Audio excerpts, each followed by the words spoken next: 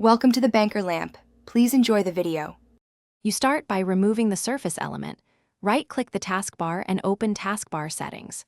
Once there, set Search to Hidden to remove the visible search box immediately. While that cleans the UI, make sure you open Services now, press Windows plus R, type Services, MSC, and hit Enter, because hiding the bar is temporary versus fully disabling the background search indexer. This prepares you to stop the service that powers indexing and search results. You locate Windows Search in the Services window and double-click it to open Properties.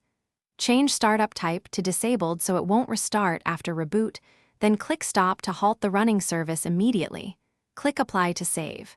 If you need Enterprise Control or the service reappears, use Group Policy Editor, gpedit. MSC, to disable indexing or edit HKLM/system, /current control, set /services, Once done, restart Windows Explorer or reboot the PC to make changes take full effect and verify the search box and indexer are gone. If something breaks or you need search back, open Services, set Windows Search to manual or automatic, and start it, or restore the registry backup you exported earlier. If the search UI still appears, make sure taskbar settings aren't overriding, and check for third-party shell tools that recreate a search field.